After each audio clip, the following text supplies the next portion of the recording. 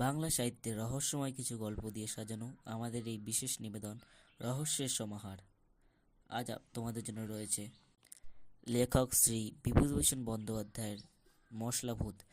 প্রধান চরিত্রে হাজারি বিশ্বাস ও যতীন ভদ্র, গল্প পাঠে ও গল্পের সূত্রধর সুজিত, অন্যান্য চরিত্রে জগন্নাথ।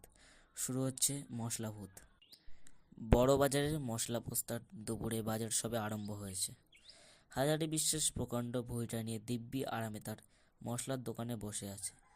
বাজার একটু মন্দা, অনেক দোকানেই বেচাকেনা একেবারে নেই বললেই চলে, তবে বিদেশি খদ্দেরের ভিড় একটু বেশি। হাজারির দোকানের লোকজন এমন সময় হঠাৎ করে পরিচিত গলার স্বর শুনে সে চমকে উঠল। বলি, ও বিশেষ বিশেষ মশাই। দুইবার হাঁক ছেড়ে যতীন ভদ্র তার ডান হাতে লাঠিটা একটা কোণে রেখে দিয়ে সম্মুখের খালি টুলটার উপর থপাস করে বসলেন। যতীন হাজারির বিশ্বাসের সমবয়স্ক, অনেক দিনের বন্ধু। ভাগ্যলক্ষ্মী এককালে তার ওপর অপ্রসন্ন ছিল। হালে সে হাজারির পরামর্শে মশলার বাজারের দালালি আরম্ভ করেছে। 2 পয়সা পাচ্ছেও সে। যতীনের মোটা গলার কড়া আওয়াজ পেয়ে হাজারি খুব আগ্রান্বিত হয়ে উঠে বসল। হাজারি বিলক্ষণ জানত যে যতীন যখনই আসে কোনো একটা দাও বিষয় পাকাপাকি খবর না নিয়ে আসে না, তাই সে যতীনকে খুবই খাতির করত। যতীন বললে, দেখা শুধু দোকানদার হয়ে খদ্দেরের আশায় রাস্তার দিকে হা করে বসে থাকলে তাতে আর টাকা আসে না, ঘুমিয়ে আসে। 5টা খবরাখবর রাখতে হয়, বুঝলে? হাজারি বললে, এসো যতীন, এসো। ভালো আছো? অনেক দিন দেখিনি। কিছু খবর আছে নাকি? সে খবরই তো দিতে আসা। এই বাজারে শুধু গণেশের পায়ে মাথা টুকলেই টাকা যায় না, অনেক হদিশ জানতে হয়, অনেক কাঠখড় পুড়িয়ে তবে টাকা, বুঝলে? এখন কি দেবে বলো? জানো তো যতীন ভদ্র বকে একটু বেশি, কিন্তু খবর যা আনে তা একদম পাকা। এখন আসল কথা তোমায় যা বলি, মন দিয়ে শোনো। যতীন অতঃপর হাজারিকে কাছে বসিয়ে চুপি চুপি তার কথাটা বলে গেল। যতীনের কথায় টাকার গন্ধ পেয়ে হাজারির কান খাড়া করে এমনই একাগ্রভাবে শুনে যেতে লাগলো যে সত্যনারায়ণের পাচারেও লোকে অতটা মন দিয়ে শোনে না। ব্যাপারটা এই, গ্রেহাম ট্রেডিং কোম্পানি একটা মস্ত মাল জাহাজ SS রেঙ্গুন ডাচ ইস্ট ইন্ডিজের কোনো এক বন্দর থেকে প্রচুর মাল নিয়ে কলকাতায় আসছিল। যত রকম মাল বোঝাইছিল তার মধ্যে মশলার বস্তাটাই সবচেয়ে বেশি। লঙ্কা, হলুদ, জিরে, তেজপাতা প্রভৃতি কত রকমের মশলা। প্রতি বস্তুটি ওজনে 2.5 মাপের কম না। এরকম শত শত বস্তা গাদায় জাহাজখানা আগাগোড়া ঠাসা। সেই মাল জাহাজখানি গঙ্গার ভিতরে ঢুকতেই ঘন কুয়াশার মধ্যে শেষ রাত্রির ভাটার মুখে গঙ্গার চড়া এসে ধাক্কা খেয়ে ডুবে যায়। জাহাজ যখন সবে ডায়মন্ড হারবারে পেরিয়ে গঙ্গা এসেছে তখন এই ব্যাপার। সারেঙ্গে শত চেষ্টা করেও কিছুতেই সামাল দিতে পারলে না। জাহাজ ডুবির সঙ্গে কত লোকও জলে ডুবে মারা যায়। জাহাজের কত মাল নষ্ট হয়ে যায়, আর বাদবাকি সব মাল গঙ্গার জলে ভাসতে থাকে। মশলার বস্তাগুলো প্রায় ডোবেনি, বিশেষ ক্ষতিও হয়নি। দূর থেকে ওই মশলার বস্তা গাদাগুলোকে ভেসে যেতে দেখে পোর্ট কমিশনের লোকেরা সেসব তুলে পাড়ায় টেনে নেয়। কাল 8:30টার সময় নিলাম ডেকে সেই বস্তাবন্দি মশলাগুলিকে বিক্রি করা হবে। ধড়িবাজ হাজারি বিশ্বাস যতীনের কথাবার্তা শুনে চট করে সব বুঝে নিল।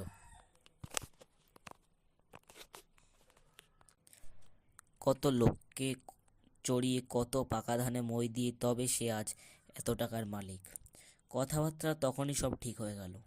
যাওয়ার সময় যতীন আবারও হাজারিকে বেশি করে মনে করিয়ে দিয়ে বলল, দেখো ভাইয়া, টাকা যদি পিটতে চাও তবে এই সুযোগ কিছুতেই ছাড়া নয়।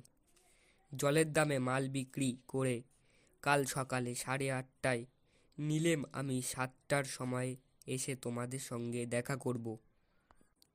পরদিন হাজারি যতীনকে নিয়ে যথাসময়ে খিদিরপুরের দিকে রওনা দিল। নিলামের জায়গায় পৌঁছাতে আর বেশি দেরি নেই। দূর থেকে কলরব শোনা যাচ্ছে। যতীন আগে চলছে। হাজারি যতীনকে বরাবর নিলামের কাছে বস্তাগুলি গুনতি করতে পাঠিয়ে দিয়েই নিজে সটান এক দৌড়ে সাহেবের কাছে গিয়ে মস্ত বড় এক সেলাম করলে। সাহেবের সঙ্গে 2 মিনিট ফিসফাস করে কথাবার্তা বলে হাজারি ঊর্ধ্বশ্বাসে ছুটে এসে নীরবের ডাক বন্ধ করে দিলে। যতীন বললে, কি খবর ভাইয়া, সুবিধা করতে পেরেছো তো? হাজারি খুব ব্যস্ত হয়ে বলল, পরে বলবো। কাজ হাসিল। এখন কত বস্তা শুনলে বলো দেখি। 100 বস্তা গোনা হয়ে গেছে। বাস্তবিক উঁচু উঁচু গাদা করা মশলায় বস্তাগুলোর দিকে চেয়ে হাজারির চোখ জুড়িয়ে গেল। সে যে দিকেই তাকায় দেখে যে অগন্তি বস্তা সারবন্দির থামের মতো রাস্তা জুড়ে দাঁড়িয়ে আছে। উহ, এমন দাও জীবনে কারে ভাগ্যে একবার বই 2বার আসে না। এখন মশলা বস্তা গোনা করে তার গুদামে এগুলো চালান করে দিতে পারলে হাঁপ ছেড়ে বাঁচে। আর দেরি নয়। হাজারি যতীনকে তাড়া দিয়ে ডেকে বললে, ওরে ভাইয়া, শুভ কাজে আর বিলম্ব কেন? এখন লরি ডেকে তাড়াতাড়ি মাল বোঝাই করে পোস্তায় চালান দিয়ে দাও, আমি ততক্ষণ এগিয়ে যাই।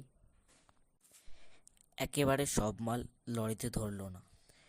দ্বিতীয় ক্ষেপ বস্তায় চাপিয়ে যতীন যখন পোস্তায় ফিরে গেল তখন বিকেল আছে। সে এসে দেখে সবাই অব্যবস্থা। রানীকৃত বস্তার গাদা হাজারির দোকানের সামনে ফুটপাত গড়াগড়ি খাচ্ছে। মাত্র 3টে লোক এতগুলো মাল তোলবার জন্য লাগানো হয়েছে। চতুর্দিকে লোকের মহা ভিড়, হই হই ব্যাপার। এদিকে পুলিশ তাড়া দিচ্ছে, জলদি মাল উঠাও। হাজারি কেবলই চেঁচাচ্ছে, সে যেন কিছুই গোছগাছ করে উঠতে পারছে না। কাণ্ড কারখানা দেখে যতীন নিজেই কোমর বেঁধে লেগে গেল। প্রাণান্ত পরিশ্রমের পর সন্ধ্যার পূর্বেই সব মাল তোলা হয়ে গেল। বস্তাগুলি পাশাপাশি সাজিয়ে দেখা গেল ঘরে আর কুলোয় না। তখন বস্তার উপর চাপি দিয়ে কড়িকাঠ পর্যন্ত মাল ঠাসা হলো। গম্বুজের মধ্যে এক একটা ফুলো ফুলো বস্তা, আর বস্তাগুলো উঁচু কি কম। এইভাবে বস্তা ভরাট করে মাথার ঘাম পায়ে ফেলে যতীন আর হাজারি যখন বাড়ি ফিরল তখন রাত 10টা। সে রাত্রে গোদামে তালা লাগিয়ে প্রায় প্রতিদিনের মতো হাজারির চাকর বাকরেরা শুয়ে রইল। শেষ রাত্রে মশলার গোদামে কি একটা শব্দ শুনতে পেয়ে আশেপাশে দোকানদারের ঘুম ভেঙে গেল। তারা চোরের আশঙ্কা করে চাকরটাকে ডেকে তুললে।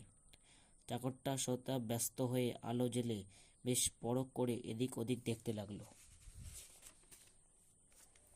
কিন্তু চোর ঢুকলো কি করে? গুদামের দরজা তো তালা বন্ধ, স্পষ্টই দেখা যাচ্ছে। খানিক বাদে আবার দুমদুম শব্দ। সকলে কান খাড়া করে রইল। বেশ মনে হলো এবারকার শব্দটা যেন হাজারির মশলার গোদামের ভিতর থেকেই আসছে।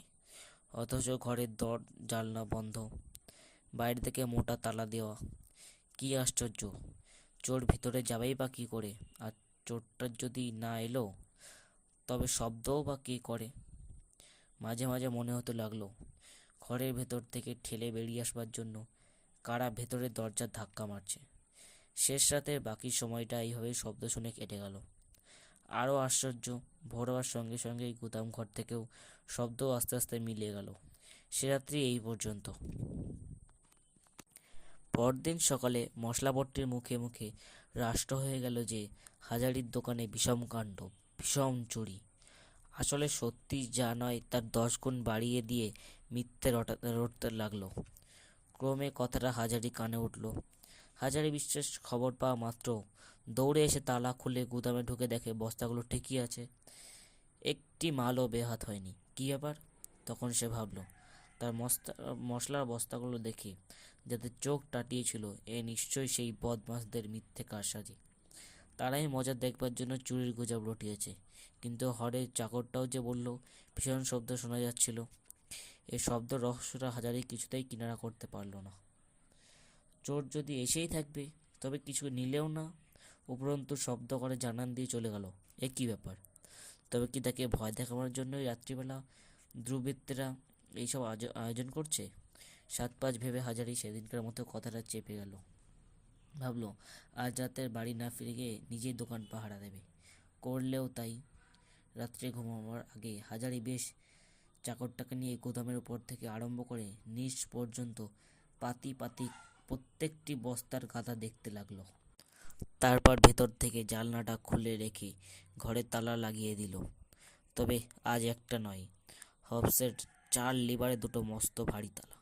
হাজারি চাকরটাকে নিয়ে ঘরের সামনে শুয়ে নানা কথাবার্তার পর যখন ঘুমিয়ে পড়ল, তখন রাত 2টো। শেষ রাতের দিকে একটা শব্দ হতেই হাজারি ঘুম ভেঙে গেল। ঘরের চাকরটা আগেই একটা শব্দ শুনতে পেয়েছিল। গত রাত্রির ব্যাপারও তার বেশ মনে আছে, তাই সে নিজের কোনো কথা না বলে চুপ করেই পড়েছিল। কিন্তু খানিক বাদেই ও আবার কিসের শব্দ! ধপাস ধূপ দুমদাম। ঘরের ভিতর বস্তায় কি বিষম ধস্তাধস্তি, যেন দৈত্যদানব লড়াই বেঁধেছে। হাড়ে আর হাজারি তখন ধর্মর করে এক লাফে বিছানা ছেড়ে আলো জ্বালিয়ে দেখতে লাগলো তালা ঠিক আছে কিনা। তালা দুটো ঠিকই আছে। হাজারি জানলার ফাঁকে চোখ তাকিয়ে দেখতে পেল 2টো প্রকাণ্ড বস্তা ঘরের ভিতর থেকে দরজায় ঢু মারছে। ভয়ে হাজারির চোখ দুটো ডাগর হয়ে উঠল। বস্তা জীবন্ত হয়ে উঠল নাকি, না সে চোখে ভুল দেখছে? না, অনিদ্রায় তার দুর্ভাবনায় তার মাথার ঠিক নেই। হাজারি ভয়ে ভয়ে খানিক চোখ বুজে রইল। হাজারি চোখ যখন খুলল, তখন ভোরের আলো জানালার গড়ার দিয়ে ঘরে স্পষ্ট দেখা গিয়েছে। সঙ্গে সঙ্গে শব্দ টব্দ থেমে গিয়েছে। হরে অমনি বলে উঠল, বাবু, সেদিনও দেখেছি ভোর হতেই শব্দ থেমে যায়। হাজারি আর দ্বিরুক্তি না করে তালা খুলে ঘরে ঢুকে দেখলো কোথাও কিচ্ছু নেই। মালপত্র ঠিকই আছে, তবে কালকের থেকে আজ তফাৎ এই যে বস্তাগুলো যে জায়গায় দাঁড় করানো ছিল সেটি ঠিক সেইখানেই নেই। প্রত্যেক বস্তাটি যেন সরে সরে তফাৎ হয়ে গেছে। একটা বস্তা আর একটা ঘাড়ে কাত হয়ে পড়েছে। বিশেষ করে পিছন দিকের কতগুলি বস্তা হান্ডুল বান্ডুল অবস্থায় পড়ে আছে। হাজারি মহাভাবনায় পড়ে গেল। চোরই যদি হয়, তবে শব্দের সৃষ্টিপাত কেন? আর চোর ঢোকেই বা কোথা থেকে আর বেরোয় বা কোথা থেকে? অসম্ভব। তবে কি জাহাজডুবির লোকগুলি ডুবে মরে ভূত হয়ে মশলা বস্তার ভিতরে যে ঢুকে বসে আছে? লাটের মাল কিনে অবধি 2 রাত্রি এইভাবেই কাটল। আজ 3য় রাত্রি। হাজারির রাগ অসম্ভব বেড়ে গেছে। আজ সে মরিয়া হয়ে 2জন লোক নিয়ে সারা রাত্রি গুদামের বাইরে জেগে বসে রইল। হাতের কাছে যাকেই সে পাবে কিছুতেই তাকে আস্ত রাখবে না। তার এই অভীষ্ট সিদ্ধি করার জন্যই দিনেই সে খুব ঘুমিয়ে নিয়েছে। পাছে রাত্রে ঘুমিয়ে পড়ে। টং টং টং। পাশের ঘড়িতে 4টে বেজে গেল। হাজারির চোখের পাতা নড়ে না। সে ঠায় জেগে আছে, কোথাও কিচ্ছু নেই। কিন্তু হঠাৎ একই কাণ্ড! শত শত লোক একত্র খুব দুম দম নিয়ে নিঃশ্বাস টেনে ছেড়ে দিলে যেমন একটা ঝড়ের মতো সাই সাই করে শব্দ হয়, অবিকল তেমন একটি শব্দ শোনা গেল। হাজারি আলো জ্বালিয়ে দিয়ে এক লাফে দাঁড়িয়ে উঠল দরজার দোরগোড়ায়। যে 2 লোক শুয়েছিল, হাজারি চট করে তাদের জাগিয়ে দিয়ে বললে, তোরা শিগগিরই দরজাটার পেছনটা দৌড়ে গিয়ে দেখ দেখি, চোরেরা সেখানে কোনো শীত কেটেছে নাকি। তারপর হাজারি গুদামের তালা খুলে ফেলল। কিসের শীত আর কোথায় বা চোর? বস্তাগুলো যেসব হাই ছেড়ে সারবন্দি দাঁড়াতে লাগলো। হরে চাকরটা ভয়ের সুরে বলল, বাবু, এদিকে চেয়ে দেখুন। হাজারি 2 চোখ বিস্ফারিত করে চেয়ে বললে, বলে কি? আমার মশলার বস্তা নাচছে? চাকর 2জন এ দৃশ্য দেখেই ভয়ে সে চম্পট। তখন এক অদ্ভুত কাণ্ড! বস্তাগুলো সব একটির পর একটি ঠকঠক করে ঠিক রাস্তায় বেরিয়ে পড়লে। সন্ধব লবণের প্রকাণ্ড জাত্রেল গোছের বস্তাটা তো সর্বাগ্রে বেরিয়ে পড়েই শটান গঙ্গার দিকে দে ছুট। অন্য বস্তাগুলো সব সারি দিয়ে ফুটপাত দাঁড়িয়ে ধিনিক ধিনিক করে খানিকটা নেচে নিয়ে তারপর সামনে লাফিয়ে মার্চ করে স্ট্যান্ড রোড ট্রামে রাস্তা ছাড়িয়ে চলতে লাগলো। নিলাম কেনা বস্তাগুলো দলের অগ্রণী হয়ে চলেছে। পেছনে পেছনে চলেছে সারবন্তি গুদামের অন্য অন্য বস্তা। এইভাবে হাজারির মশলার গুদাম উজাড় হয়ে গেল। শেষ রাত্রি। আকাশে ভাসা ভাসা মেঘ, গঙ্গার জলে মেটে জ্যোৎস্না। হাজারি বিশ্বাস একা দাঁড়িয়ে। এ কি সত্যি না স্বপ্ন? নির্বাক হতবুদ্ধি হয়ে দাঁড়িয়ে সে ফ্যালফ্যাল করে চেয়ে দেখছে। লোক ডেকে চেঁচিয়ে উঠবে সে শক্তিও তার লুপ্ত।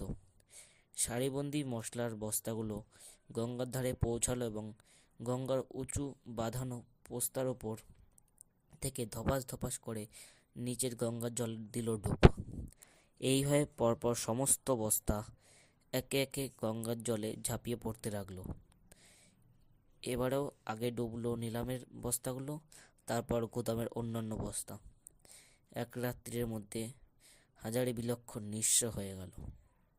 এই ঘটনা শোনার পর হাজারি প্রতিবেশীরা, দোকানদারের সকলেই বিজ্ঞের মতো ঘাড় নেড়ে এক বাক্যে বললে, হুম হুম, আমরা অনেক আগেই জানতাম ভরা বর্ষায় জাহাজ ডুবি, আর সেই লাটের মাল কিনলে কিপটে হাজারি বিশ্বাস। ভাগ্যিস বুদ্ধি করে আমরা ঘেঁষিনি, এই মাল কিনলে আমাদের কি রক্ষা থাকতো। শেষ হলো আজকের গল্প মশলাভূত। কেমন লাগলো অবশ্যই জানাবেন কমেন্ট করে। ভালো লাগলে লাইক করুন, শেয়ার করুন বন্ধুদের মধ্যে। আর এরকমই গল্প পেতে হলে আমাদের চ্যানেলটিকে সাবস্ক্রাইব করুন, বেল অপশনটি ক্লিক করে পাশে থাকবেন। ধন্যবাদ।